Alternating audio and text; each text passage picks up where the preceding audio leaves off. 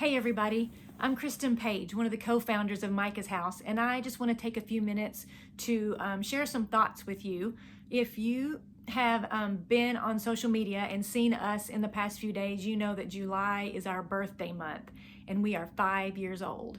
It is incredible and insane that we are this far into this journey, and we are very excited, and we're glad that we have ways to share with you so that you can celebrate with us.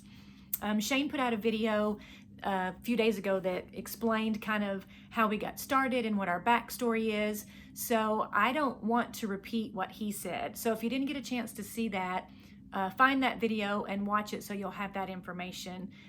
What I wanted to do is give a little bit of perspective from my female/mom mindset as all of this was coming to be.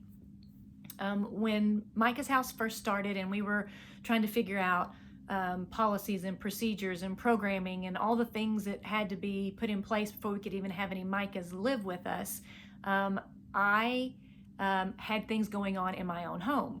We had just recently moved our 18-year-old daughter into the dorm so that she could start college. And within 8 weeks of her moving out, we had a sibling set of 3 move in. And at the time, they were 10, 7, and 6. Yeah, that's a lot. Any of you who have fostered or adopted, or heck, if you've even babysat someone else's kids and had children that are not biological under your roof that you have made a commitment to take care of, you catch yourself thinking, what have I done? I can't do this. Even times I'm not gonna do this. And the reason I say not biological, it doesn't mean that you care for them any less or you love them any less. It just means that you're trying to work with backgrounds that eventually need to mesh that didn't have the privilege of starting together. And sometimes it just causes situations that you've never dealt with and you're not sure how to handle. So when we finally got to the point where our doors could be open to welcome Micahs in to live, my mindset went to, okay, well, I'm gonna go in there and I'm gonna be the mom. Well, in dealing with my kids at home and then taking care of things as our Micahs were moving in, I learned really quickly that the mom thing didn't always work. When you are working with children of all ages who have trauma in their background, they don't necessarily know what they need, and they have a hard time knowing, well, I'm not even gonna say a hard time, they don't know what good parenting looks like, whether it's the mom or the dad. So what I found out pretty quickly, especially with the boys at Micah's house, they didn't necessarily need a mom. They just needed a positive, safe, non-toxic female in their life to build a relationship with. So I kind of switched my perspective a little bit, and when I was the one that was working with them on whatever the situation was, I did things for them, I did things with them, I did things, well, I stood with them while they did things, just kind of coached from the side. And there were times when things went very well and very smoothly and everything worked out and everybody was happy. And then there were times when it did not go smoothly and we had to start over and it didn't go as planned and there was frustration and they were angry, and it took some adjusting.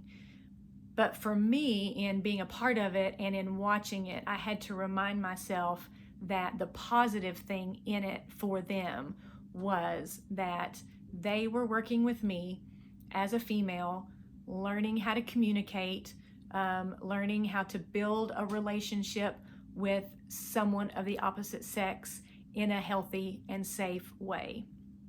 Because here's the reality. Some of them will have female coworkers.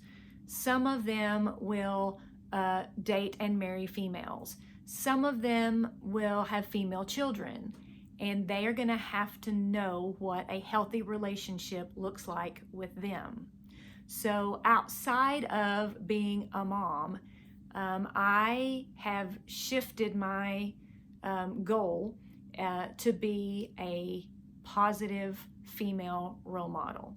And while some of them have and do call me mom, and I love that, I'm just glad that I've been around to be the positive female role model, so that when they step out of our four walls and into our community, they have some skills to be able to develop those healthy relationships on their own. But I will say, while I'm here talking to you, we are in constant need of mentors all the time, male and female.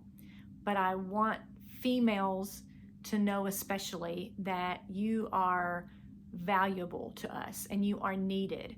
So if you've ever thought about reaching out and asking what you can do, but not done it because you think, well, it's a guy thing, I'm not going to argue. It's very much a guy thing, but we still need that female influence. So again, if you've ever thought about it, please reach out to us and we will get you the information you need, and we would love to start you on this journey with us. And I'll even go out on a limb and say, if you do it, you will love it.